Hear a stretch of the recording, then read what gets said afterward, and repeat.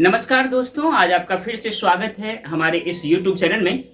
Friends, जैसा कि मैं आपसे पहले ही एक प्रॉमिस किया था कि बहुत जल्द हम mains UPSC mains answer writing, खास करके यूपीएससी सिविल सर्विसेज के एग्ज़ाम से रिलेटेड जो आंसर राइटिंग होता है, एक पीटी के बाद, पीटी में सक्सेस होने के बाद, सफलता हासिल करने के बाद जो मेंस लिखना पड़ता है, उसको लेकर के हम वीडियो बनाएंगे। उसी को ध्यान में रखते हुए आज जो हम वीडियो बना रहे हैं वह मेंस आंसर राइटिंग बेस्ड है, जिसमें सबसे पहले हम चर्चा करेंगे उस बात को लेकर के कि यूपीएससी ने मेंस आंसर राइटिंग को लेकर के जो इंस्ट्रक्शंस दिया है वो क्या दिया है, उसको हम सबसे पहले देखते हैं। सबसे पहले वो बोलता है मेंस क्वेश्चन टेस्ट कैंडिडेट्स। जो मेंस का क्वेश्चन होता है वह कैंडिडेट का टेस्ट करता है। ये यूपीएससी ने इंस्ट्रक्शंस में लिखा है, वहीं से मैं आपको लिख करके आपको एक्सप्लेन करने की कोशिश कर रहा हूं।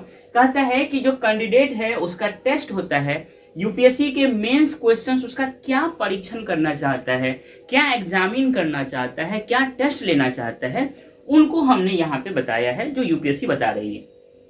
सबसे पहले बोलता है basic understanding of all relevant issues. याद रखिएगा, ऑल रिलीवेंट इश्यूज की बात किया गया है। पहला पॉइंट, उसका आपको बेसिक अंडरस्टैंडिंग क्या है, बेसिक अंडरस्टैंडिंग आपका उन सारे रिलीवेंट इश्यूज का होना चाहिए, पहला बात। दूसरी बात उसी में कहता है टेस्ट करता है कैंडिडेट्स का एबिलिटी। एबिलिटी क्या होता है वो मैं बताऊंगा आपको। Ability to analyse and take view, analyse करने का एबिलिटी और टेक व्यू। टेक व्यू का मतलब होता है कि आप या यूपीएससी का जो एस्पिरेंट है, जो मेंस लिख रहे हैं, वो अपना एक व्यू बनाए, वो अपना एक चिंतन करे, आप वो खुद अपना एक सोच डेवलप करे। किस चीज को लेकर के? तो कन्फ्लिक्टिंग सोशियो इकोनॉमिक, मतलब जो कन्फ्लिक्टिंग सोशियो इकोनॉमिक गोल्स हैं, ऑब्जेक्टिव्स हैं या डिमांड्स हैं, ये तीन चीज चारों बगल हमारे देश में या विश्व में जो कुछ भी कन्फ्लिक्टिंग सोशियो इकोनॉमिक गोल्स हैं, ऑब्जेक्टिव्स हैं या डिमांड्स हैं, उनको लेकर के वह एस्पिरेंट उसको एनालाइज करने की एबिलिटी हो उसके पास या एनालाइज करे, और दूसरा उस टॉपिक पे इस सोशियो इकोनॉमिक जो conflicting goal, objectives and demands है उसको लेकर के वो अपना व्यू डेवलप करे। याद रखिएगा, अपना व्यू डेवलप करे। पहले तो एनालाइज करे और फिर अपना व्यू डेवलप करे। एनालाइज की जब मैं बात करता हूं तो वो वास्तव में हम क्रिटिकल थिंकिंग की बात करते हैं। जब अपना व्यू बनाने की बात करते हैं तो वो क्रिएटिव थिंकिंग की बात करते हैं। ये दोनों में क्या अंतर है इस पे भी हम आगे आपको बताएंगे। What is the difference between critical thinking and the creative thinking. तो कहता है ये दोनों उसके पास कैपेसिटी होना चाहिए, उसी का यहाँ पे टेस्ट होता है। अब ये तीन चीज क्या है, गोल्स क्या है, ऑब्जेक्टिव्स क्या है, डिमांड्स क्या है और कन्फ्लिक्टिंग सोशियो इकोनॉमिक क्या है, ये सारी बात हम आपको बताएंगे। साथ ही साथ कहता है जो मेंस क्वेश्चन टेस्ट होता है कैंडिडेट्स का, जो ये सब चीज एग्जामिन करता है, साथ ही साथ कैंडिडेट मस्ट गिव, जब कैंडिडेट्स अपनी बातों को राइटिंग के फॉर्म में आंसर लिखे तो जो कैंडिडेट्स होता है must give relevant, meaningful and सक्सेंट answer. मतलब जब आप आंसर लिखें तो उस आंसर में ये तीन कंडीशंस होनी ही चाहिए, है ना। तो रिलीवेंट होना चाहिए। मैं आपको इससे पिछले वाले वीडियो में रिलीवेंट क्या होता है वो बता चुका हूं। एक एग्जाम्पल से मैंने बताया था जिसमें कि मैं बता रहा था कि अगर 4 ऑप्शंस है, उसमें कहता है कि भारत के प्रेसिडेंट कौन है। 4 ऑप्शंस में अगर एक ऑप्शन उसमें राखी सावंत का दे दिया गया, इसका मतलब उस कंटेक्स्ट में Rakhi Sawant as a options relevant नहीं है। उस एग्जाम्पल मैंने बताया था। अगर आप मेरे वीडियो को लगातार फॉलो कर रहे हैं तब आपको ये सारी चीज समझ में आ जाएगी। साथ ही साथ आंसर जो है वो मीनिंगफुल होना चाहिए, बिल्कुल मीनिंगफुल होना चाहिए। क्या मतलब होता है मीनिंगफुल का, इस पे भी हम डिस्कस करेंगे आगे। और सक्सेंट होना चाहिए, मतलब बहुत ही संक्षिप्त होना चाहिए, बहुत ही क्लियरिटी से होना चाहिए और बहुत ही सार गर्भित होना चाहिए।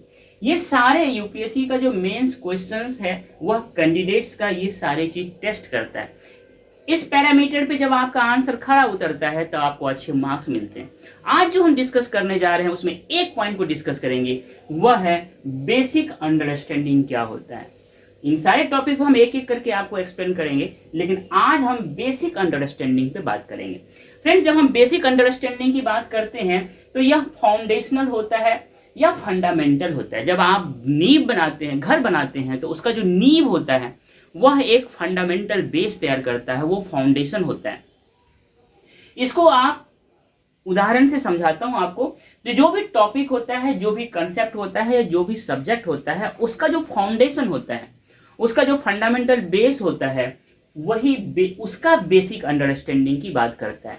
इसको एक उदाहरण से समझाता हूं आपको, तब बहुत ही अच्छी तरह से समझ में आया। सपोज कीजिए कि हम मैथ में बेसिक अंडरस्टैंडिंग क्या होता है उसको लेते हैं।